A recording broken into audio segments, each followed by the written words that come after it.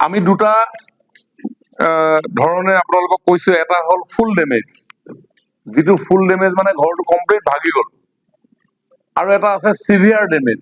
Severe damage ধৰি লওক পানী ঘৰটো ডুবি আছে 4 দিন হ'ল, তাত তেওঁলোকৰ সোফাখিনি বেয়া হৈ গ'ল, তেওঁলোকৰ বিচনাখন বেয়া হৈ গ'ল, তেওঁলোকৰ ফ্ৰিজটো বেয়া হৈ গ'ল, ৱাশ্বিং মেচিনটো বেয়া হৈ গ'ল, স্কুটিখন বেয়া হৈ গ'ল, এইবিলাক চিভিয়াৰ ডেমেজত পৰিব। স্কুটিখনৰ ডেফিনেটলি এটা ইঞ্চুৰেঞ্চ থাকিব, বেলেগ কথা, কিন্তু ফ্ৰিজৰটো ইঞ্চুৰেঞ্চ নাথাকে, ৱাশ্বিং মেচিনৰ ইঞ্চুৰেঞ্চ নাথাকে, ডিভানখনৰ ইঞ্চুৰেঞ্চ নাথাকে, সোফাখনৰ ইঞ্চুৰেঞ্চ নাথাকে, কিটচেনত থকা বস্তুখিনি ইঞ্চুৰেঞ্চ নাথাকে, বা অন্যান্য তেনেকুৱা ধৰণৰ যন্ত্ৰপাতি এইবিলাকৰ ইঞ্চুৰেঞ্চ নাথাকে, তেওঁলোকক আমি চিভিয়াৰ ডেমেজত আমি ভৰাম।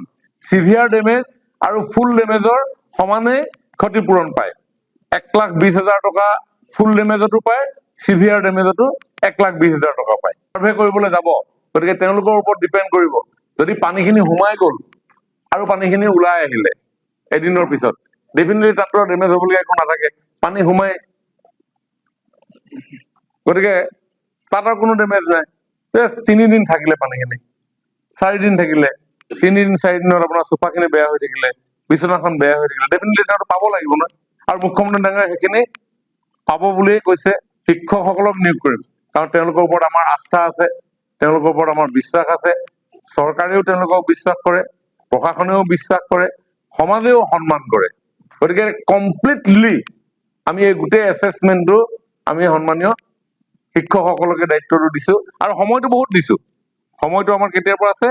আজি 9 তাৰিখৰ পৰা ষ্টাৰ্ট হ'ব, 10 ডেইজ। এটা ৱাৰ্ডত তেওঁ কৰিব লাগে, আৰু সেই ৱাৰ্ডটো তেওঁ ঘৰৰ ওচৰৰ ৱাৰ্ড, গতিকে ঘৰৰ ওচৰৰ